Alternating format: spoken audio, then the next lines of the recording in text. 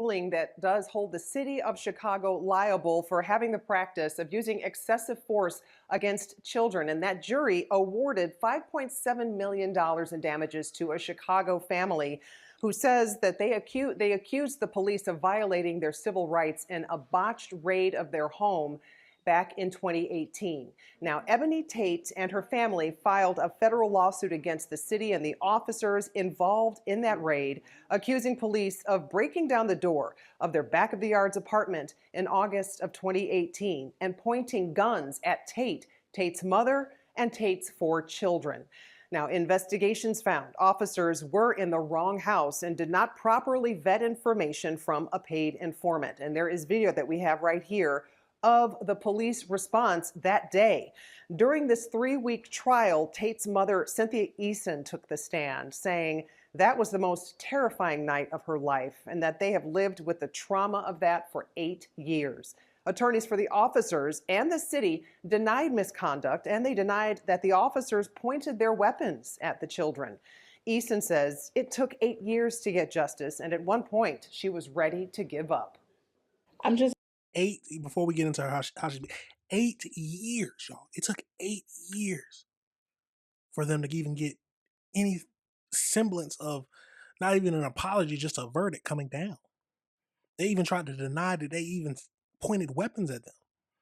I'm assuming this was before body cams were mandatory, but this is crazy. But I got to look and see, when did body cams become mandatory? 8 years to get justice, and at one point she was ready to give up. I'm just glad we have justice now, and I just pray that this will put a stop to the wrongful raids for the next family. Shouldn't have to go through what we went through. The city of Chicago put truth on trial over the last 4 weeks. They called children liars.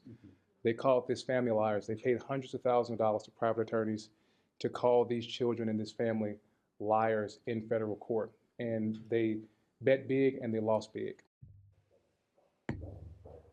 And the verdict also calls for the officers to pay a total of $240,000 in punitive damages to the family, as well as paying the legal fees for Tate and her family. The city does say that it plans to appeal this verdict. First at 6, breaking news. I mean, I guess, of course, they don't want to pay the money, but we got to remember, where does the money come from? The money's going to come from the taxpayers at the end of the day. But they were clearly in the wrong, but they always refused to admit wrongdoing.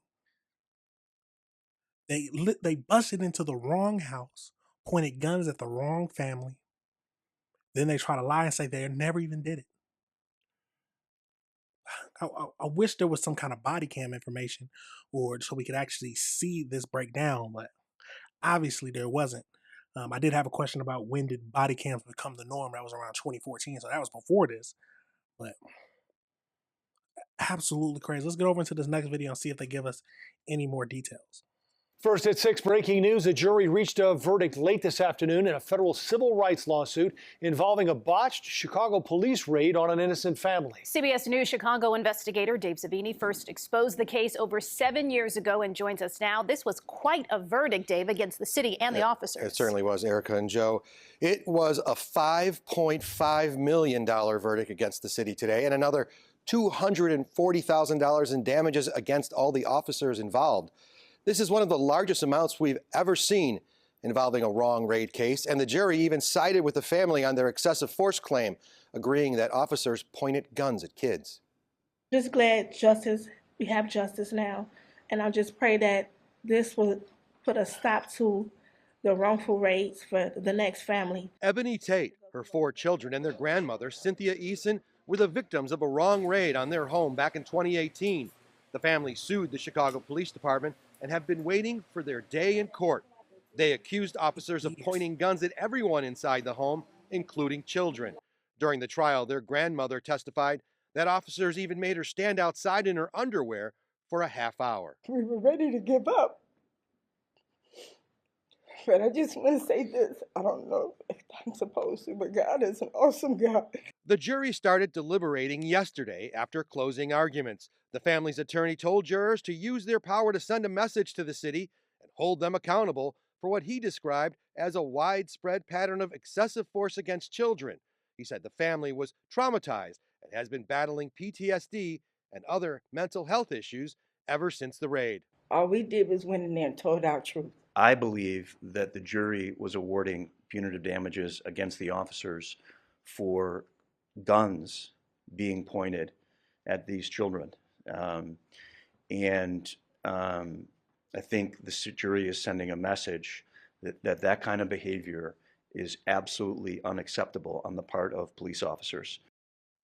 This raid is one of dozens we've uncovered over the last several years that resulted in civil rights lawsuits and systemic changes in how search warrants are being handled by Chicago police. The city tells us it disagrees with the verdict and is, quote, exploring its options for post-trial motions. It's important to note, before this trial began, the city had already spent over $590,000 in taxpayer money on outside law firms just to defend the officers in this case. And Joe and Erica, what gets me about this case is that there was no body camera footage. The SWAT team didn't have it on. Right. And the jury still believed the family over the police. All right. That's a crazy thing to think about. The jury believed that. I mean, the jury believed the victims over the police, which is a big thing. $5.7 million that the city has to pay. It is coming out of the taxpayers, but it all comes from them having bad information, going to the wrong house, not double checking before they bust through somebody's house. And that is the consequences of the action. Let's go over into the AI breakdown just to try to get a little bit more information on this case. See if we can find out anything else. So as we know, on February 25th, a federal jury ordered the city of Chicago to pay $5.7 million to the Tate family following a traumatic 2018 botched police raid in their home. On August 9th, 2018, a Chicago Police Department SWAT team executed a search warrant at the family's back of the yard's apartment, looking for a suspect who did not live there and was unknown to the family. Officers deployed flashbang grenades and pointed assault-style rifles at children who were ages 4, 8, 11, and 13. The children's grandmother was forced to stand outside on the sidewalk in her t-shirt and underwear while the officers conducted a search. After a 3-week trial, 3 weeks, the jury found that the 9 officers used excessive force and violated the civil rights of the Ebony Tate and her mother and her 4 children. The award consisted of $5.5 million against the city and approximately $240,000 against the individual officers. I wonder how they actually pay that. Is that like something that comes out of their insurance? Is that I highly doubt that they're going to make them pay it like out of their pockets. But how does that actually, since they're under the police department, do they cover that? So the city's law department expressed disagreement with the verdict and indicated it is exploring options for post-trial motions or appeals. Absolutely crazy. So what reforms have happened? Because that's the main thing. How did they change? And so this wouldn't happen again. Since the 2018 raid on the Tate family, the Chicago department, the police department has implemented several major policy changes, primarily driven by the federal consent decree and high-profile 2019 botched raid of another person. So higher rank approval. So residential search warrants now require approval from the deputy chief or higher, moving the requirement up 3 ranks from the previous lieutenant level.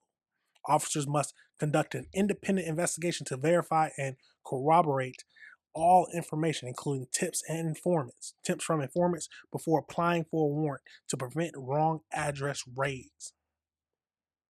So no-knock warrant limits. They are now restricted to situations involving a specific danger to life or safety and must approve by the bureau chief that they can only be served by specialized SWAT teams. A lieutenant or higher must be physically present and in command during the execution, and at least 1 female officer must be present in every residential raid. Makes sense? Every officer participating in the search must wear an active wear and activate a body-worn camera for the duration of the raid. See, that is the most important thing to me.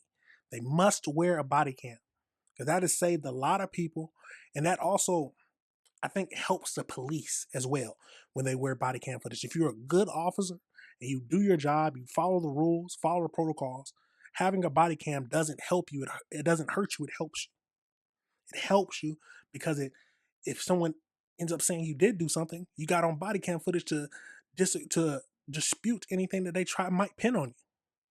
And then we got pre-service planning. So teams must coordinate and plan sessions to identify any children or vulnerable individuals likely to be on location. While not an absolute ban, current policies direct officers to minimize trauma and avoid pointing guns at children unless reasonably necessary. Wrong raid. So any raids at the wrong address or based on false information is now classified as a wrong raid, triggering an automatic misconduct investigation and critical incident review.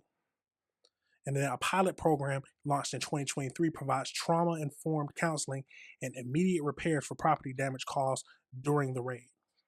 They've done a lot of things to try to get away from the bad policies that they initially had, or maybe the policies were outdated.